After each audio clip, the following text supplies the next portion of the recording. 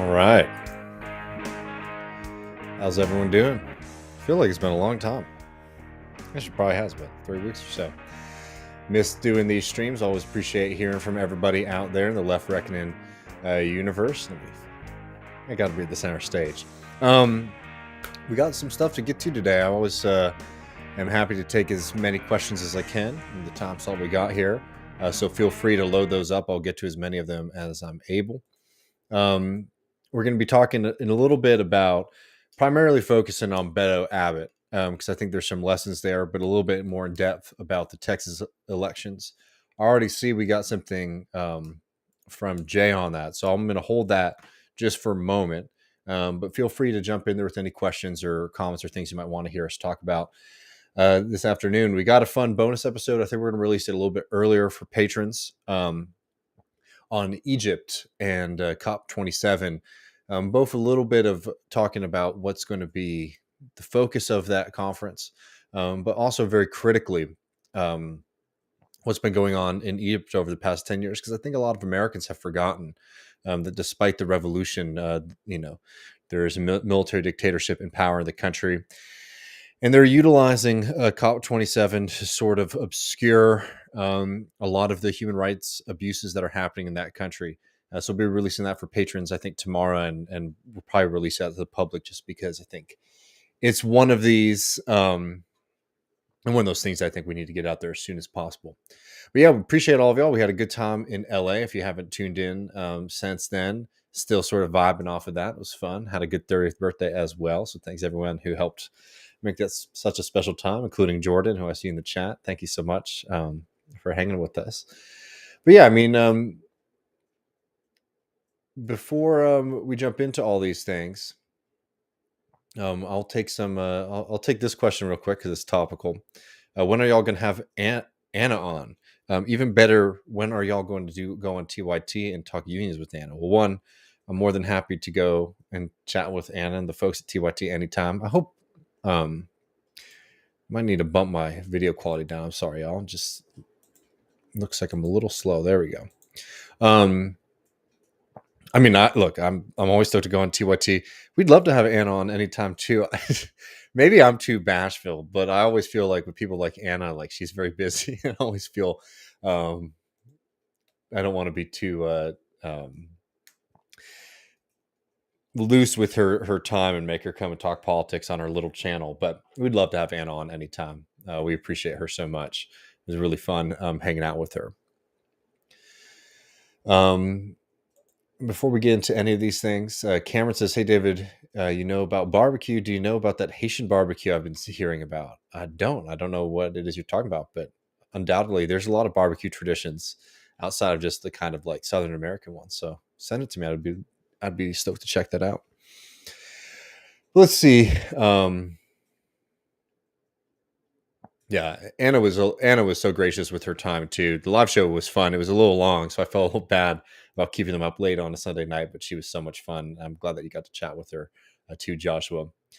But yeah, before we get into this Texas election and all that kind of stuff, I did have a piece of sound that I want to start with. We weren't able to get to in the main show, and I know most people have probably seen this, but I'm just going to play it for a second because it's truly frustrating, though not surprising to see just how much the Republican Party in this country hates working people.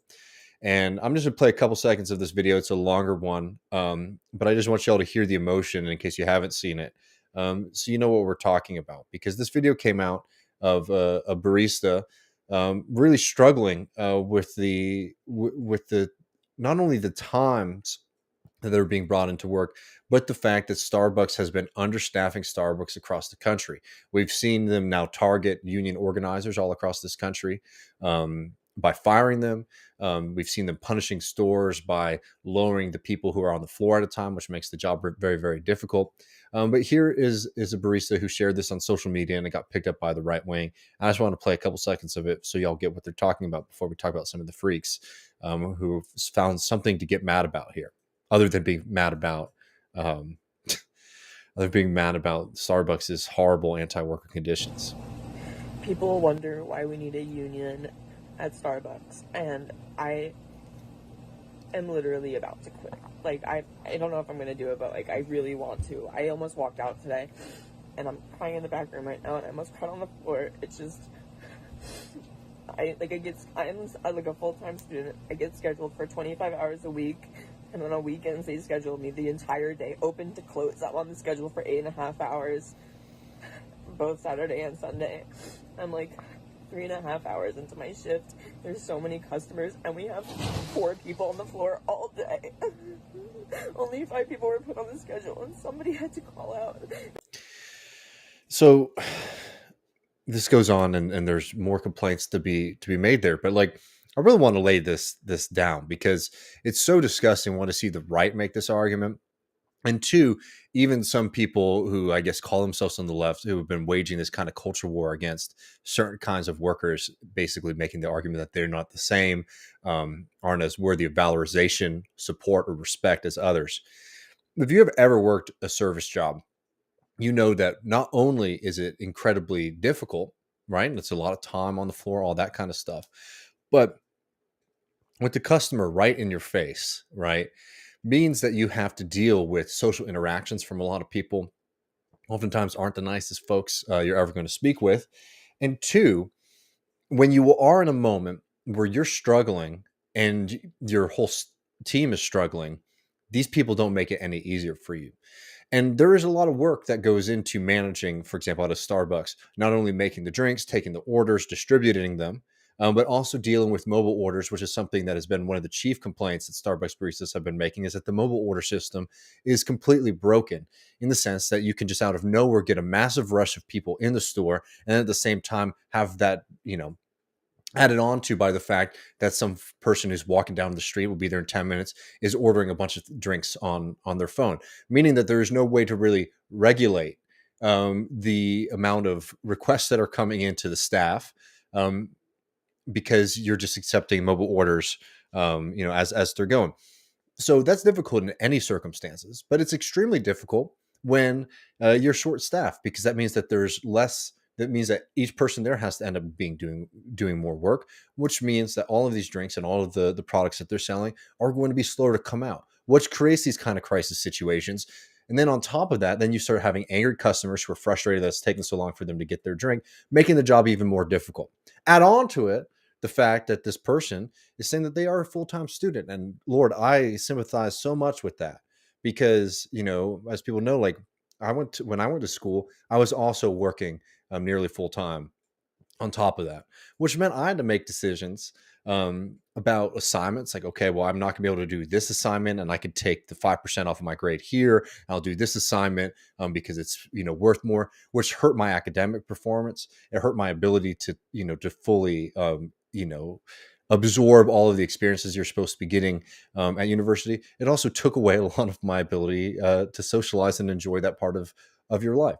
So I 100% get why, if you have 5-day a week course load, and on top of that, then you have 2 long shifts that are hellish because Starbucks is purposefully punishing workers. It's very, very difficult. And I really do challenge any of these people who are talking so big about this to go through that and see if they still have this position. Now, what's really disgusting about this, though, is that the right, which no offense to Starbucks workers or anything like that, but it's so funny in the culture war that Starbucks is still sort of treated as like, this liberal outpost in places. I mean, Starbucks is ubiquitous in this country.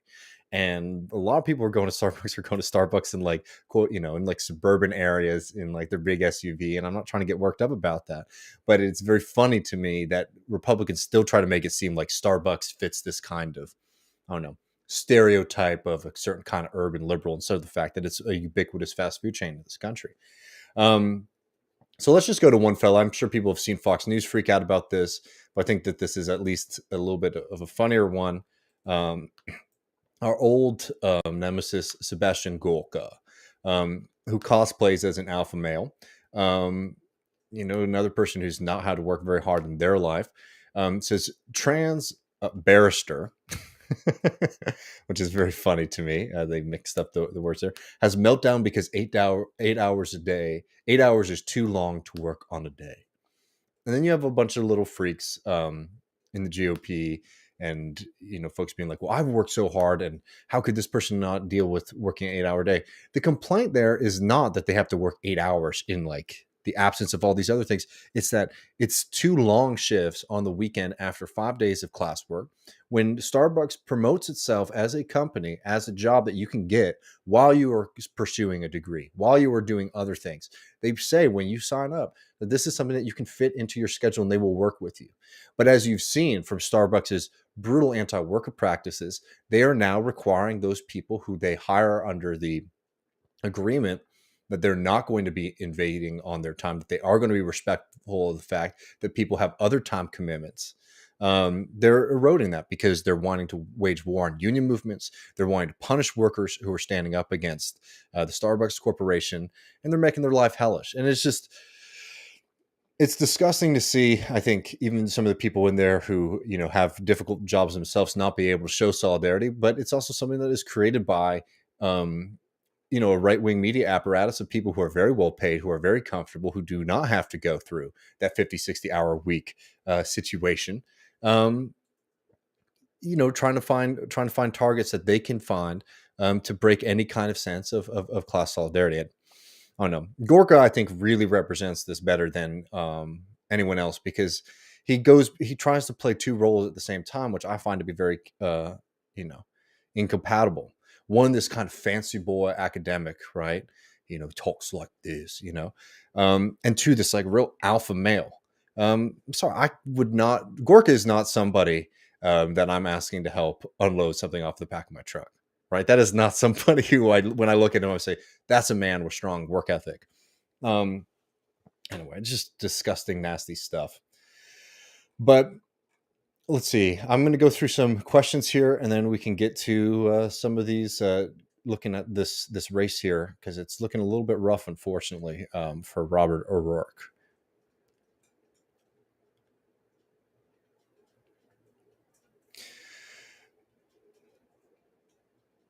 Joshua says, I worked at the busiest Starbucks in my town for a few years. It's difficult and demanding, even with a full staff.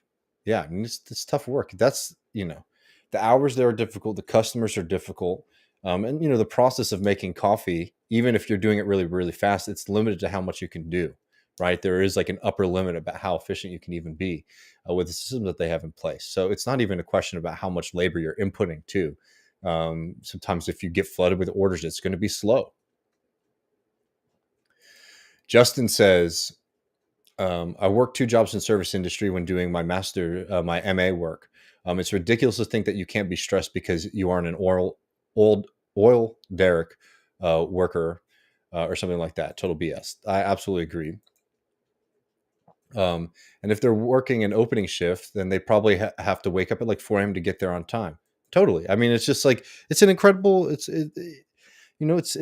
difficult work. It's hard work. And when you're also adding in the fact this is on top of their other responsibilities, something that Starbucks presents itself as being open to working with you on, it's really cruel, honestly.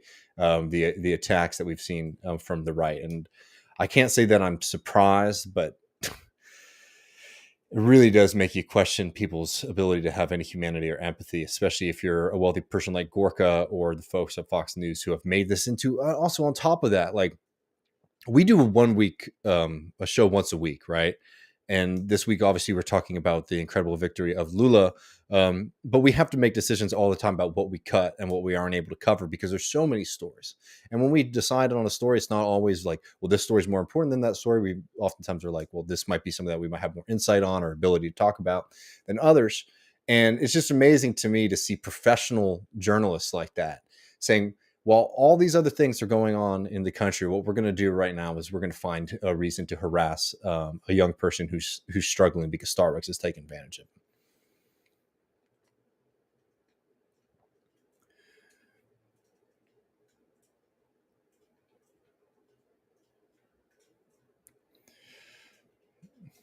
Oh, I apologize. Gorka has a bad back, so we can't ask him to help us out.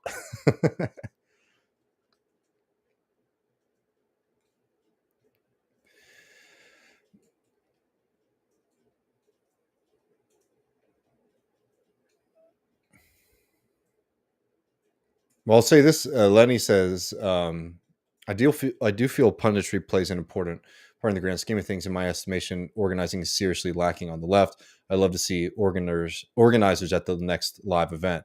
We had some folks at the LA show who are out there talking about LA DSA candidates. I mean, we'd love to have people on to talk about strategies.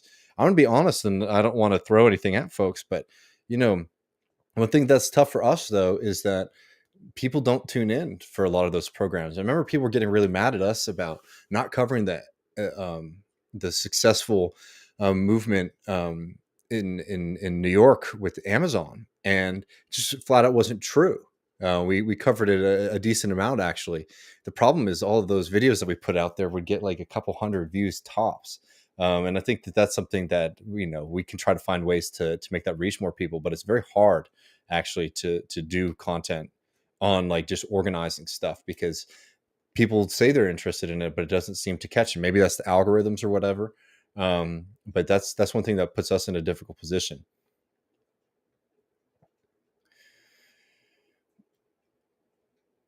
Well, let's get into some of this.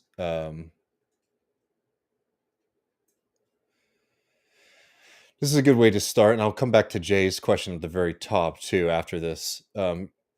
Jordan says, "What does the recent influx of Californians portend for Texan electoral politics?" Which is a good question, and it's one that a lot of people have a lot of takes on.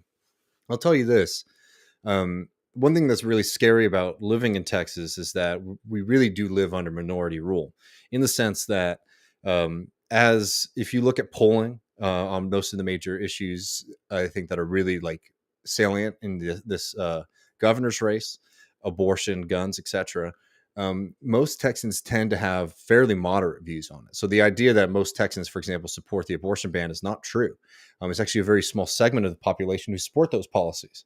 But in Texas, the people who get listened to are the people who show up in the Republican primary, and that part of the electorate is very right wing and very radical as well. And because the Democrats have been sort of shut out of statewide office, that really has become, for a lot of people, the only real race to influence politics, and that's obviously dominated by the right wing. So that's just like a general state of play. But there's been this kind of fantasy politics, I think, here, where with more people moving to the state, with larger immigrant communities, that Texas is going to just turn blue on its own.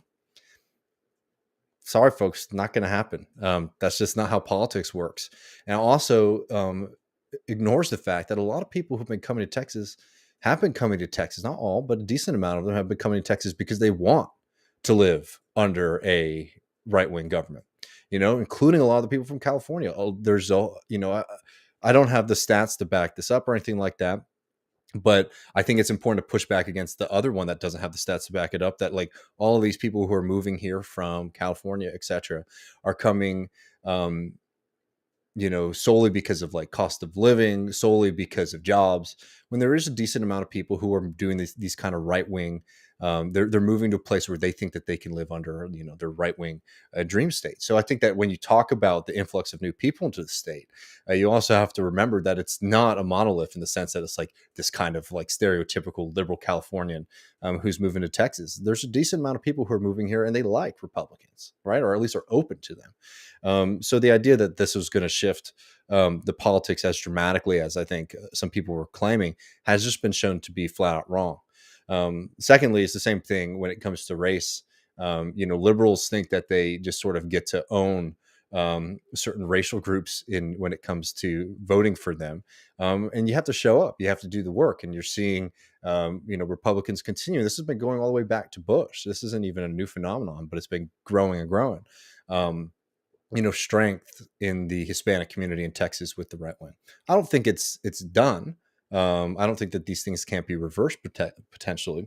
But the idea that you were just going to get it, like it was just going to be given to you, has been shown to be absolutely incorrect, and has had some really, really dangerous consequences. You look at the interest, for example, of state and national Democrats in parts of Texas, like South Texas. Mass disinvestment in the political apparatus there. Mass. Like they aren't spending the money, they're not providing the resources, they're not providing the help to make sure that parts of the state that have all the people have sort of considered to be reliably, permanently Democrat stay that way. While Republicans have seen that as a huge pickup opportunity to them, and you've seen this over the past few election cycles. That while Democrats might dominate, unlike the large like aggregate, you see different communities starting to be pulled away by the Republicans, and you know, I think that should be seen as a very serious warning sign against to people who do this kind of essentialist politics, right? Where they think that people vote solely because of their racial position, which is just shown to be not true, and it's also like an incredibly simplistic way to view human beings who have they live in communities, and in Texas, people live by each other. And why do you think that somebody and their neighbor might not be sort of susceptible to the same kind of right wing tactics that pull working class white people to vote for the Republicans, that pull working class black people to vote for Republicans, working class Hispanics to vote for Republicans, right? And like you look at the numbers, there are differences in the way that those groups vote as a whole. But the idea that you were just going to have monolith communities start showing up for you in one way or another has just been flat out wrong.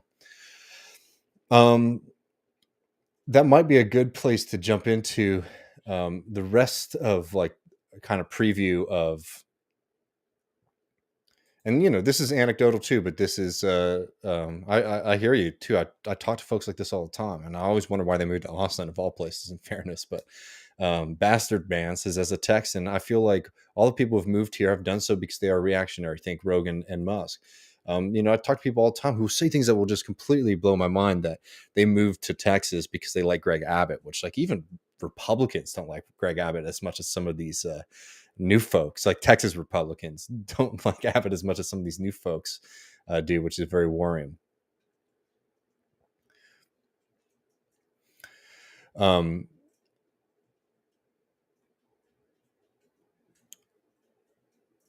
So let's see. We can talk about oh Lord.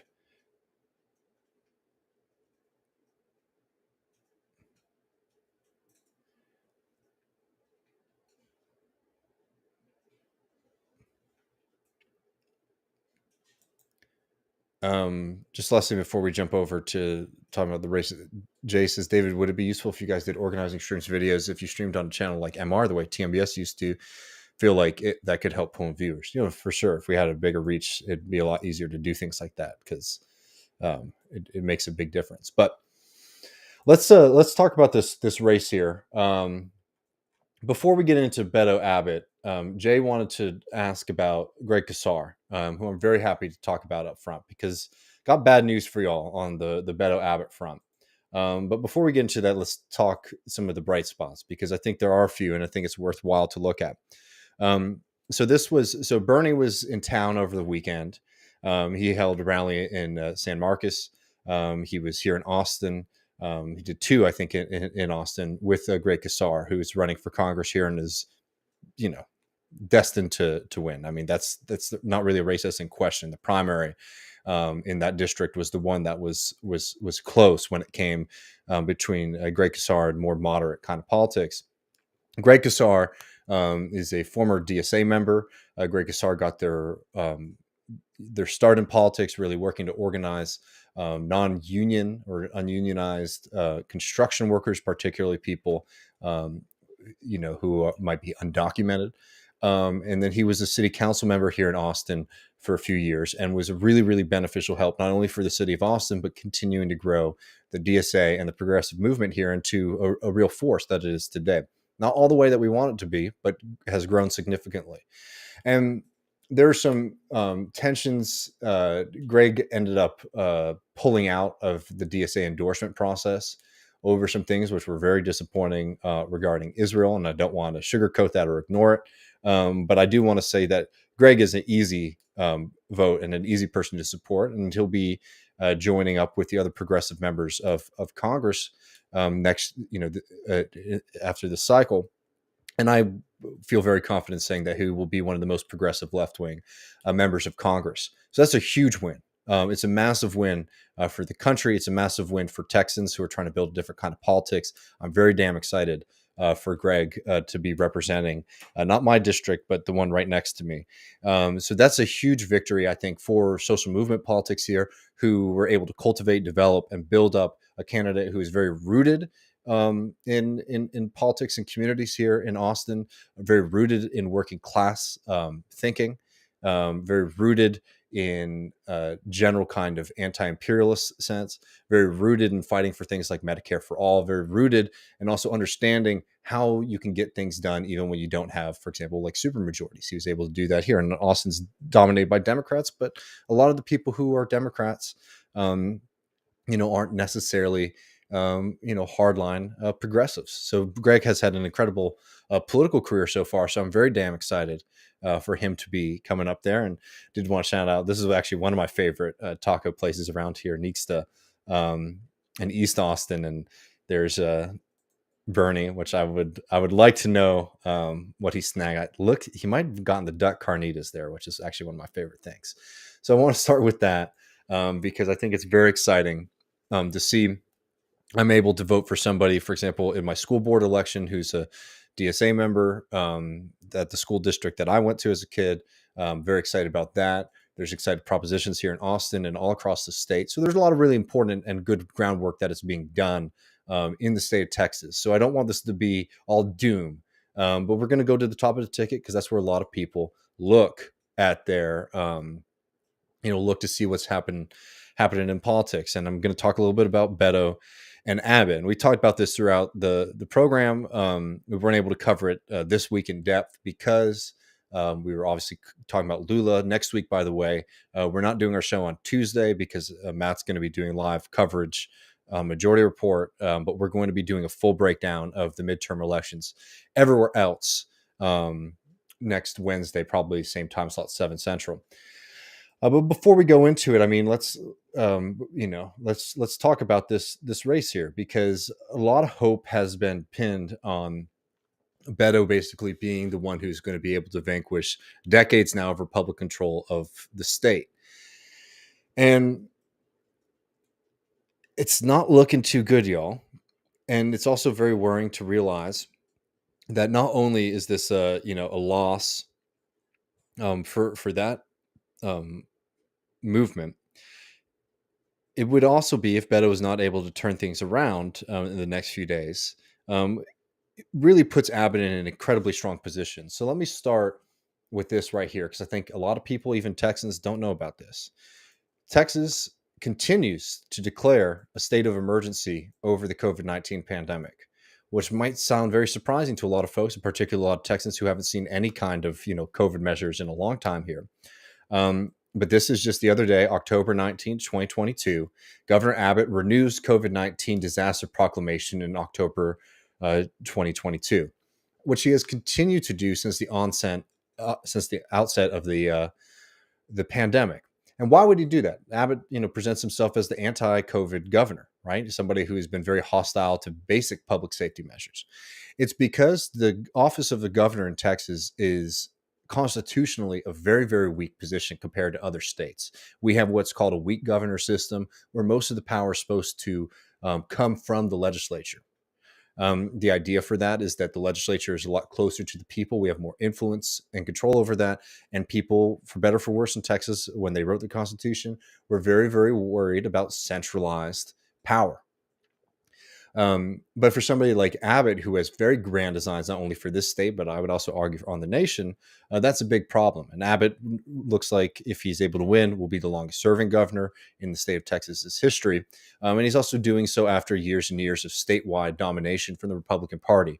So all of the kind of safeguards against centralization of power, right? Texas doesn't really have the same kind of cabinet system that a lot of other states have, where the governor appoints people to be in charge of, the health department and all that kind of stuff. They're all different. Some of them are actually directly elected by the people. Other ones are appointed boards, but instead of it just being one figure, it'll be a few different folks. And the idea is that no one governor could basically be able to dominate.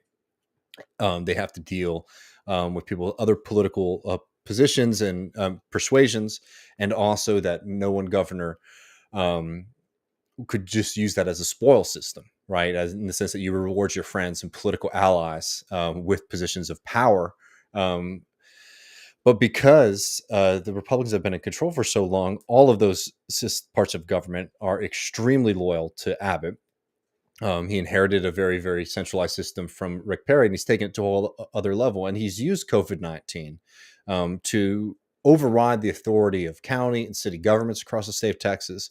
Most notably, if you've paid attention to Operation Lone Star, which has been a huge disaster, not only in terms of morality, but also in terms of efficacy. It has not produced the results that they've argued that it would, right? Even if you don't, for example, if people don't know, Operation Lone Star is basically parallel activity by the state government of Texas to monitor and control the border with Mexico. And it has not been successful at doing the things that they set out as their goals for doing. It's been incredibly expensive. It's led to certainly a lot of pain and suffering for people crossing the border, but has also led to a lot of these National Guardsmen who have been summoned they've died. People have drowned in the Rio Grande trying to save people. National Guardsmen have not been provided with like flotation devices or any kind of system of protocol for how to deal with any kind of water-based activity, which is insane when you remember that if you're talking about the border in Texas, for the most part, you're talking about a big-ass river. It's in the name. And on top of this, because they're pulled up by the state government, these National Guardsmen do not get the full protections that they would if they were to be called up by Joe Biden or the federal government. So they get less money, right? And these are people who have civilian jobs. So they're away from their civilian jobs. They're getting less money. If they die, they don't even get the same kind of protections and disbursements to their families that you would if you were killed in action, called up by the National Guard, or called up in, abroad. If people die on the border here who are called up by Greg Abbott for his what is absolutely clearly a political stunt, Operation Lone Star, they have to file a workers' comp claim, which pays out a small percentage of their regular salary, which again is much lower than it would be if they were called up by the federal government, and is incredibly slow and difficult. People oftentimes, don't fill out the paperwork correctly. It's been a real full-on disaster. And how is Greg Abbott able to do that? He has used COVID-19 as a cover for it. He invokes his power from the disaster proclamation of COVID-19 in order to push forward things like Operation Lone Star, and he's using it in a few other places as well. And I think a lot of people don't realize that Greg Abbott has taken on incredible emergency powers over the past few years, particularly using COVID-19 to do so. So that's a little bit of a look at what Abbott's government has been. It's been that and the power grid failure. I mean, it's been a real disaster. And if you're worried about government overreach, I mean, you should be very worried about the way that Governor Abbott has been unconstitutionally running the state of Texas. So you have that as the backdrop. Oh, and the last thing is that what's also, frightening to think about is that if Beto wins, he's not going to inherit the same government that Abbott has. He's not going to have the same powers that Abbott has. Abbott is running for a very particular office that only in this, as it is currently constituted, only Greg Abbott can inherit. If Beto becomes governor, he's going to go back to the traditional constitutional rule of Texas, where he would be very, very limited in his ability to engage in politics. But let's go. Let's look at the race a little bit, because there's been some interesting things that have actually happened in the past day. So Beto's whole campaign has been about Abbott has been an ineffective governor. There's a lot of new people in the state, and there's a lot of non-voters and non-typical voters who might be getting so upset about the abortion ban, might be getting so upset about the horrifically negligent government that we saw after the Uvalde shooting, that they were going to show up in droves and support Abbott's challenger, Beto O'Rourke. Unfortunately, the first few days of early voting that we've seen in Texas have seen very low turnout compared to 2018 when Beto ran against Ted Cruz. Now, what's interesting about this is, let me get this up right quick. So let me pull up an article from earlier, and then I can show you what we know now, because this is fluid, and I don't want to sit here and make too many predictions because it's a fool's game.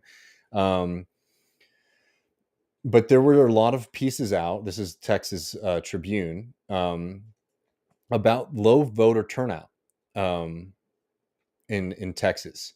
But we have seen over the past couple of days a pretty significant increase. If you look here, this is older data. I'm going to show you all new in a second. If you look, here's 2022, here's 2018, just not hitting the same kind of benchmark. If the strategy for victory for the Beto O'Rourke campaign is that they're going to have a high turnout election because their mantra is that Texas is not a red state but a low voter turnout state, you would want to see much larger turnout than we've had so far. So a lot of people have been very worried about this. I don't know if this is going to necessarily flip the script, but this is from earlier today.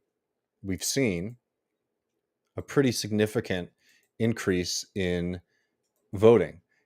This is from Jeremy Wallace, who's at the Houston Chronicle. 4.2 million votes. Even with a few Texas counties not fully reported, we have 4.2 million votes now and are close to where we were at the same point in 2018, and 2 more days of early voting to go. And this was earlier this morning. So it looks like there has been a little bit of an explosion in people showing up at the polls to vote. But one, you don't know who those people are voting for. I think it's wrong to assume that any kind of spurt like that is necessarily showing up for the Democratic Party, because despite what y'all might think, the Republicans have been running a very, very coordinated get out the vote campaign as well. They've been very, very successful in signing up voters, particularly in Republican counties. So it's not one of those situations where every new voter, for example, in Texas is going to be a Democrat, like I think some people might be assuming. But I'll tell you, I still would not feel confident or comfortable in saying that I think Beto looks like he's going to be winning this election. But it's looking a lot better today than it was even on Tuesday when I said that it was looking really, really dark.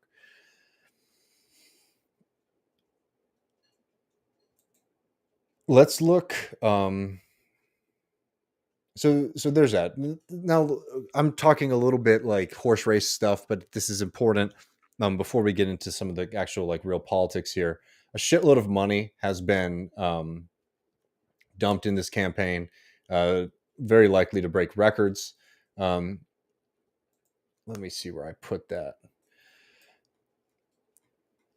Beto has raised very, very well in this last couple of days. Let me get it right here. Abbott had a huge war chest going into this campaign season. Beto took a little long to actually officially declare that he was running for governor, but he's been able to raise a significant amount of money so far. Undoubtedly, we'll be breaking records when all is said and done. But let me pull this up for y'all really quick. Just so y'all can see the numbers before we sort of talk about the messaging of the campaign, where I think the biggest problem lies. This is updated on November 2nd, 2022. So this looks like it'll be pretty close to the final total.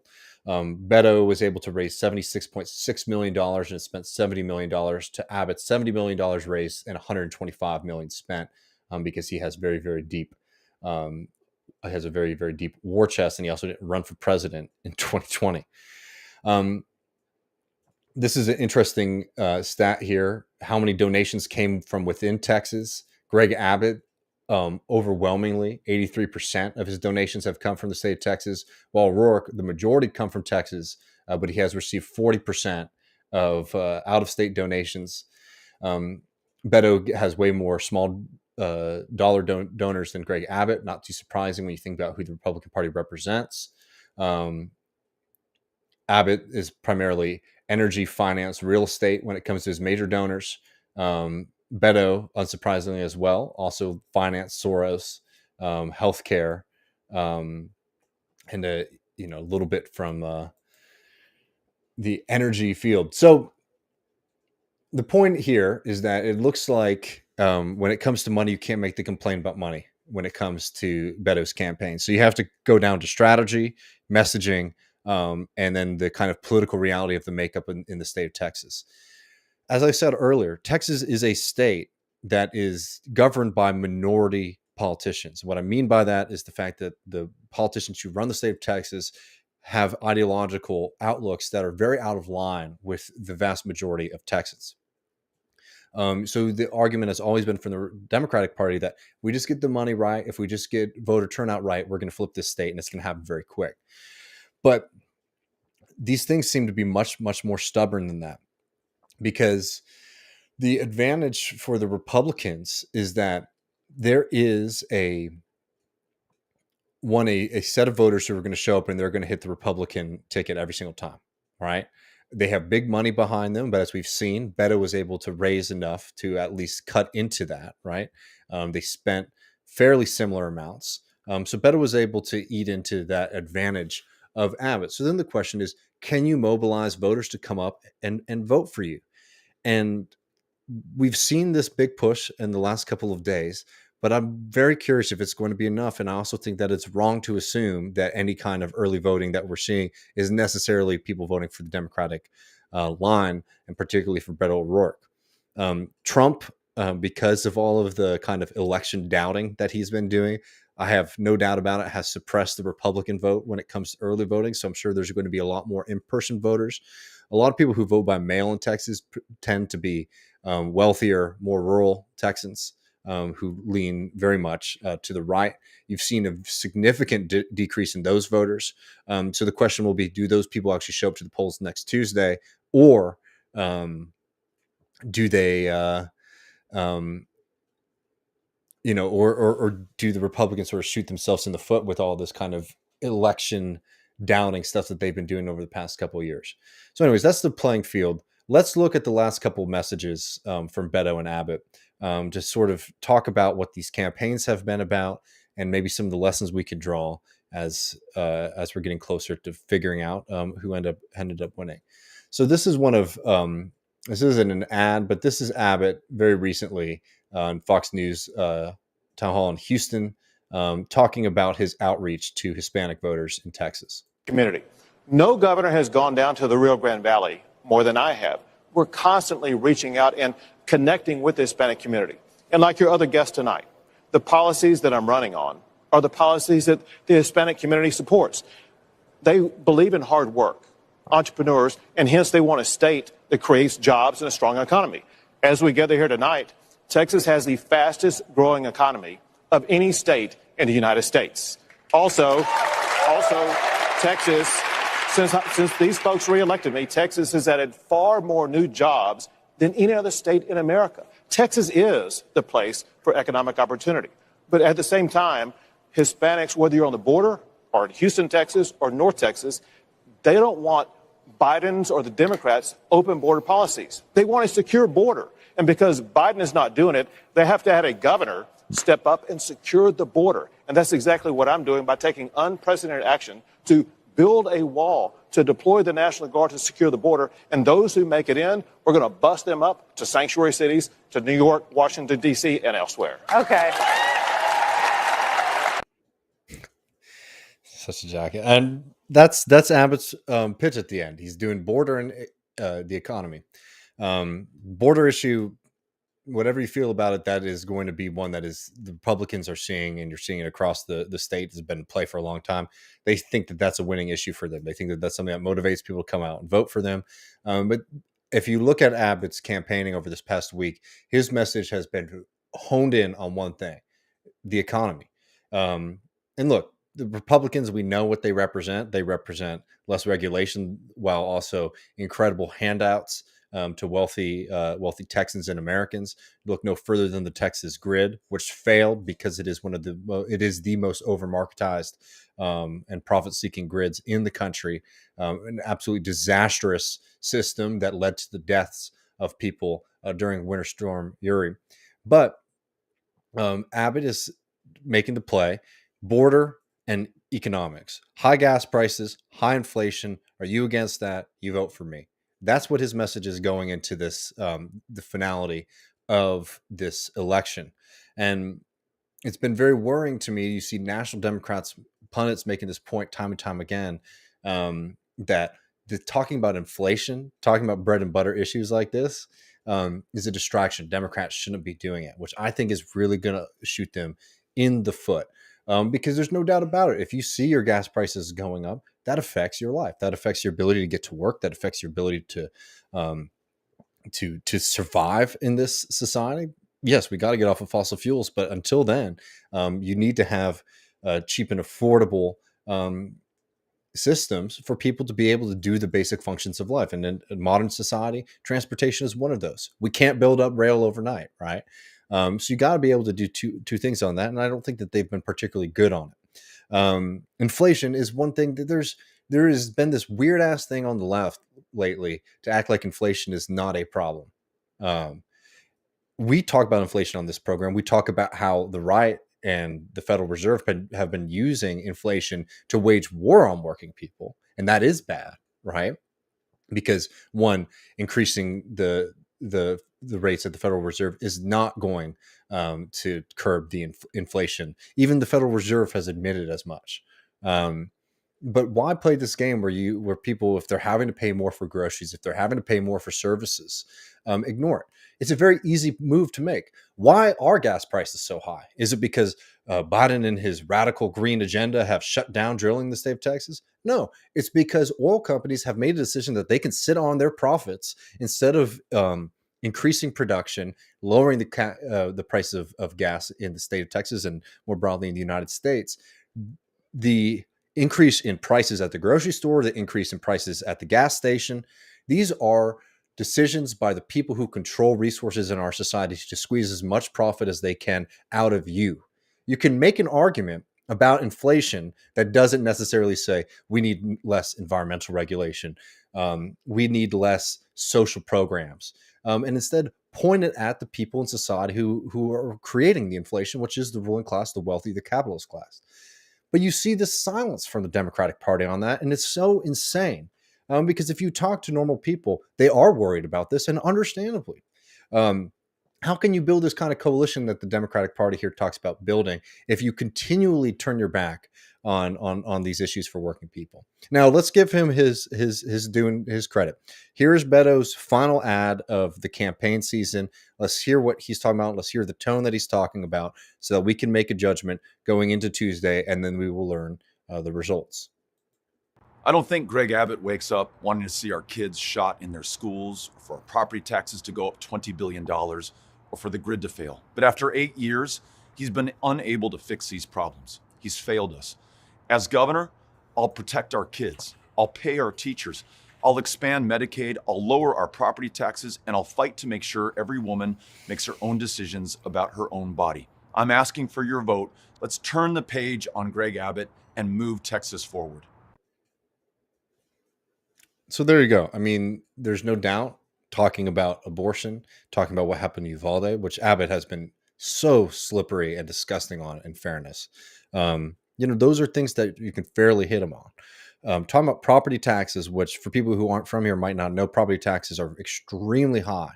And the reason property taxes are high in Texas is because we don't have income tax, so that is like the mechanism for funding your local governments. And because the state government has pulled money away from all of those entities, localities, in places like Austin and Houston, but all across the state have been relying on raising property taxes in order to pay for the basic kind of services of government. There's an additional hit that you can do here. And I understand time-wise, I'm not going to get mad at somebody in a 30-second ad not hitting everything. But one hit that people should be doing is Texas is going to very likely end the year of 2022, going into next year with $27 billion in government surplus. That is something that we should be tapping into to help out working class Texans today. Beto has been very good, I think, about talking about teachers. Teachers in the state are underpaid.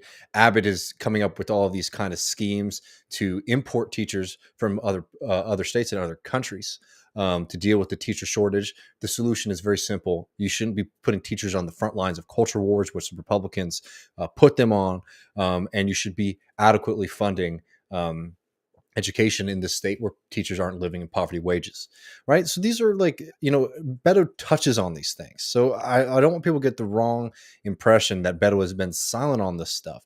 But for Beto, the strategy has been abortion and guns. And the abortion thing, I think, is incredibly motivating for a lot of folks. I think it's something you absolutely need to be talking about every chance that you get, because it's affecting people negatively right now here. And also talking about the failures that happened in Uvalde. But Beto has sort of been, taking multiple positions on guns. He has the famous line of, "I'm going to come and take your guns."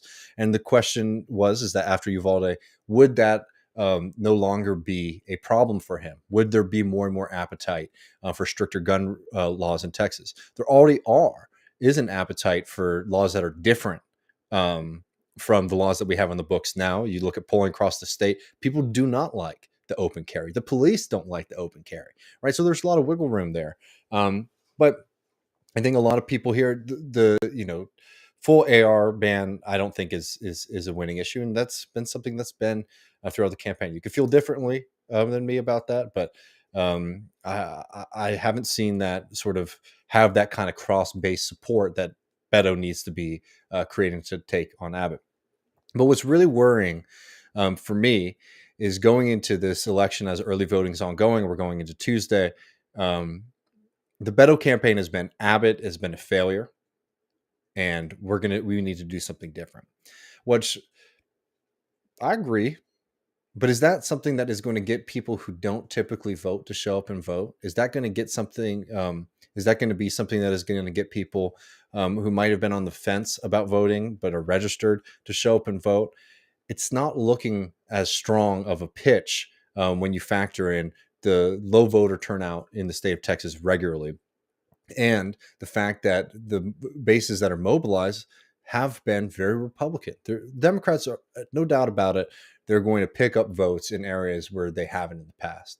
But it isn't just like, while the Democrats are picking up votes from people who might not typically vote or maybe atypical voters, Republicans are registering new people and are pulling people away from the Democratic coalition, because in places like South Texas, you've had Democratic control of those places for a very long time, and they don't get very much for it, right? Now, we can scold people and say, well, the Republicans aren't going to offer you much either. You could be right and feel good about yourself, but this is politics, right? And the point is to win and be in a position where we can improve people's lives. And I haven't seen enough work done at the top to fix that. There's been a lot of really encouraging groups. Like there's groups like Ground Game Texas that has been doing incredible work, particularly on the local and city level. There are people who are fighting back and trying to do politics a very different way. But Beto is coming into this campaign after running for Senate and losing, running for president and losing. And I don't think people also realize how negative that experience has been for him in the state of Texas. A lot of people were really fed up with him once he did that, right? A lot of those people who you need to be maintaining or pulling over already have their mind made up about Beto. And in an interesting fact, in a lot of ways, Beto has more name recognition than Abbott. If you've watched some of the earlier Abbott commercials during this cycle, he would be like talking about his life story, right? Which to me, when I first saw it, I was like, what? That doesn't make any sense. Like, he's been governed for a long time. We realize, as Jordan was asking a little bit earlier, there are a lot of people who are new voters here, who are voting for the first time in the state of Texas. And Abbott has the opportunity to craft his own image of himself to them. So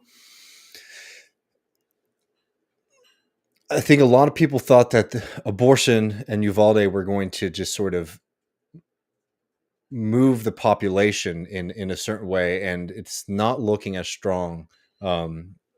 It's not that they shouldn't have been fighting about these things. It's not that they shouldn't have been making these things into a major issue, because they are major issues. But I think that there was a kind of false hope that these alone were going to be able to, flip the script here. And that might be something that's really dangerous. And I want to talk a little bit in closing about the non-voter, and then I'll go and I'll try to answer any questions I can. But I want to say two things before we talk about the non-voter. One thing that is really worrying in the long term is, like, let's say we see something over the next couple of days, and Beto is actually able to pull it out, right, and able to win. He's going to be coming into a very likely hostile legislature, which is going to impede a lot of his ability to do things. Now, it'd be great if he could use some of the powers of the governor to prevent, if not overturn completely, push back against the harshness of the abortion ban here.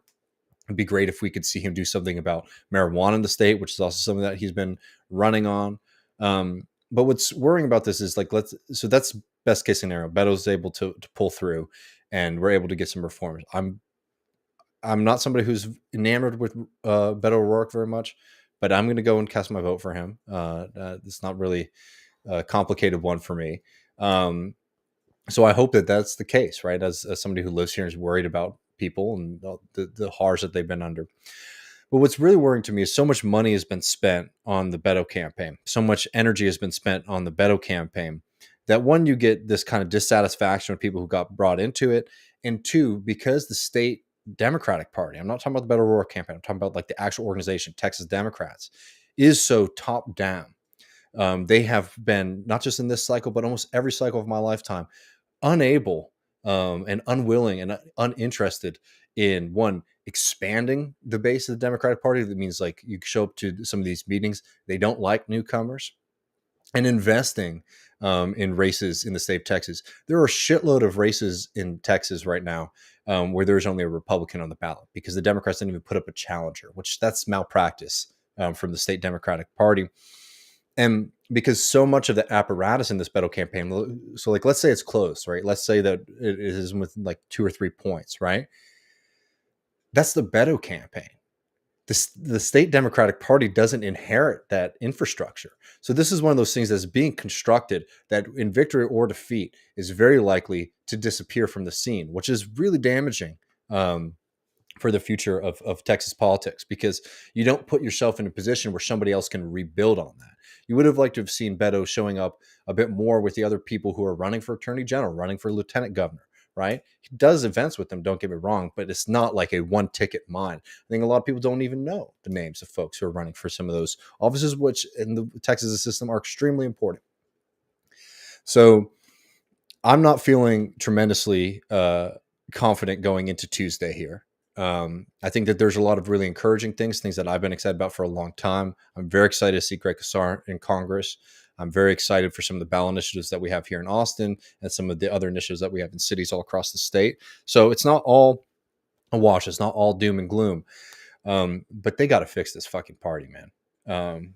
Really, from the top down, because it's not delivering for people, and they have plenty of opportunity we have plenty of opportunity to be living in a very different Texas than we do today. And on that, before I take some questions and wrap up, I want to look at this article in Texas Monthly that I think was very important. You can read it. It's by Ben Rowan. Sorry, Democrats, Texas isn't a secretly blue state. The millions who don't cast ballots aren't as reliably liberal as you might think. And he sort of goes down and he talks about in 2018 and in 2020, particularly in the race for which John Cornyn won, senator from Texas, the non-voter kind of strategy was dominant in the Democratic Party as well, which is surprising given like how limited their commitment seems on that. I'll just read a little bit from this. This is looking at the Cornyn race. The Republican Party of Texas also saw salvation in the non-voters.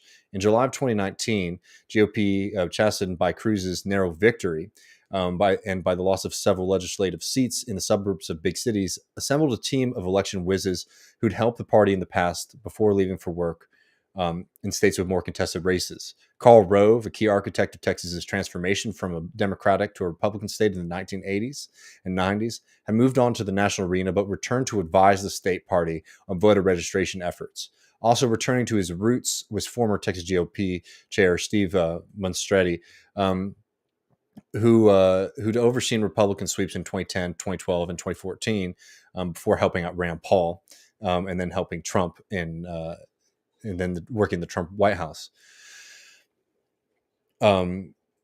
Munisteri felt certain that Democrats were focusing too heavily on voter registration at the expense of efforts to get out the already registered non-voters. whom political scientists agree are much easier to convince. He also thought Democrats' confidence in the partisan allegiance of the unregistered was wildly inaccurate and based on incorrect math. After accounting for non-citizens and felons who are not eligible to cast ballots, weeding out duplicate entries on the Secretary of State's list of the unregistered, he felt there were half as many eligible unregistered Texans as the Democrats believed there were, and thus way fewer Democrat-leaning ones. So this is a bit, and they ended up, winning that very handedly. They've poured incredible amounts of resources getting registered voters to the polls, outspending the Democrats more than tenfold on turnout efforts. The Cornyn campaign alone targeted 3 million of the 7.5 million on the rolls who didn't turn out in 2018 and whom the GOP had modeled as likely Republicans. So the point here is that it's not this panacea that you get from the Democrats, that they're just, there's just this sleeping mass that's going to get woken up one day and then they're just going to be swept into power. You have to invest and you have to do the work.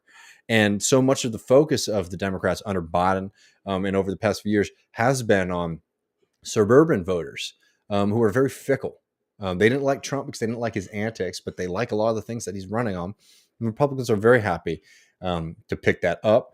And you have to invest. And we haven't seen that investment, not just of money, but also of resources and campaign experts. You look at South Texas and you see horrible political malpractice there from the Texas State Democratic Party. But before we go to y'all and answer some questions, I wanted to look at a couple of these quotes here because Texas Monthly went and they interviewed people who don't show up to vote.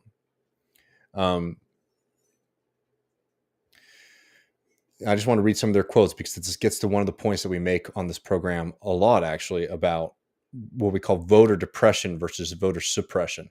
I'm not saying it's not hard to vote in Texas. It should be made a lot easier. But I think people don't talk enough about how depressed and how many voters in Texas and in other states all across this country don't believe that participating in politics will change their lives. And you can it's not a crazy thing to think. I mean, people voted for Obama. They didn't see the improvement that they expected. And a lot of people fell the political process from that.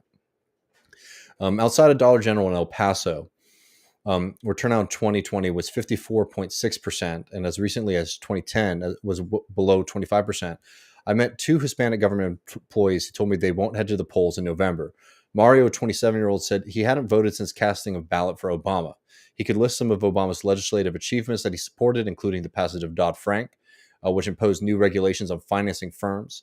But he said nothing is being done for his wages and well-being anymore, and he confidently declared that he wouldn't cast another vote.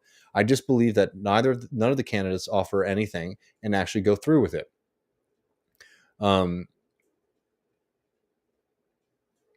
They talk about people.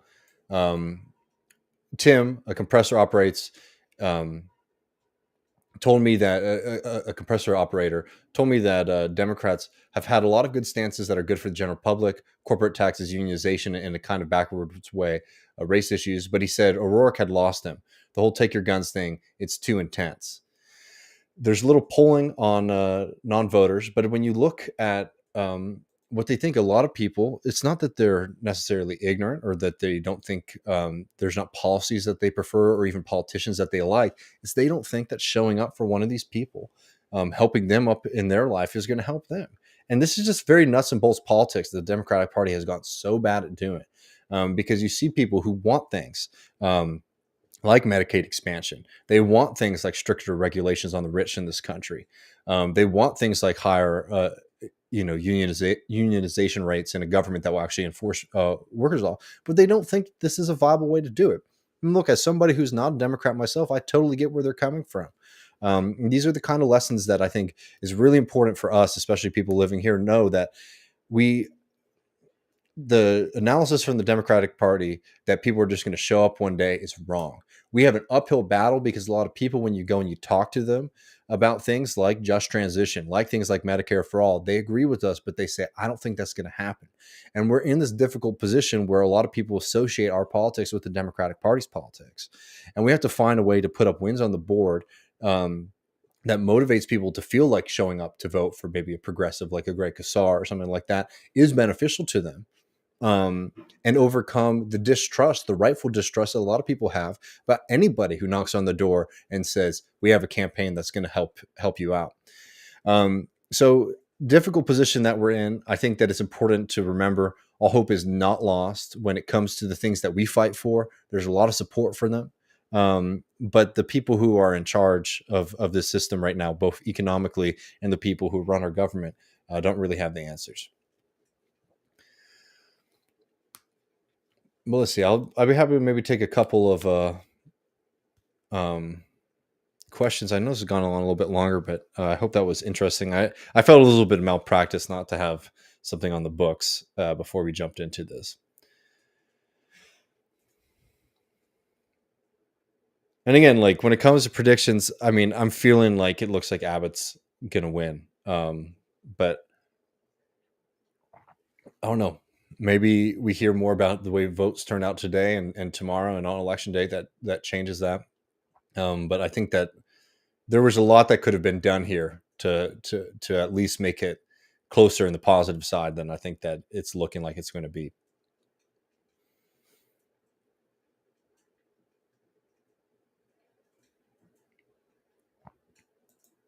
Newspeak says I used to think that way until I fell in hard times and understood what poverty actually meant. Now I know from personal experience how much politics impacts their lives. I mean, it's something that I just the job of socialists right now is to convince people. One is to build a class-rooted and class-based movement, and two, the second task is to, convince people that politics is something that can change their lives for the better. And they've been taught their whole life that it can't, and you can't blame them for that. It's a very, very realistic position to take when you look at what's happened to people, particularly people who might have voted for Democrats and ended up seeing higher expansions of wealth going to the people at the top, not very much improvement in their life. People who are struggling, no doubt about it, with Republican sabotage, but people who are struggling, for example, with Obamacare. I mean, it can be a real nightmare for folks to get insurance. It's unbelievably complicated. Medicaid expansion is something that can definitely change people's lives for the better very quickly. But we definitely need a better healthcare system, and you can just understand how people become dissatisfied and disillusioned with politics when that happens. Trevor says turnout is low here in Oregon, and it looks like a Republican might be governor. Nike CEO has put millions into the election for the Republican, while Democratic Secretary of State refuses to uphold campaign contribution limits. Yeah, it's not looking good up there either, is it?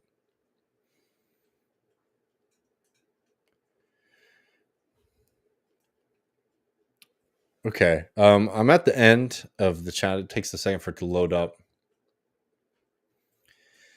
But yeah, I think this is good. I appreciate everybody. I'll do a more talk and chat stream next week. I think I'm a little bit out of steam, but I appreciate all of y'all so much. For patrons, we're going to be releasing our conversation on Egypt and COP27 tomorrow. I think we might try to make that public earlier, just because there's some really important stuff in there that's sort of timely. Next week, we're not doing a show on Tuesday. We're going to do it on Wednesday. So we'll be able to talk about the midterms, see if my pessimism was correct or wrong. I'd be happy if I was wrong. And as always, appreciate all of y'all so much. See all of y'all next week, and take care.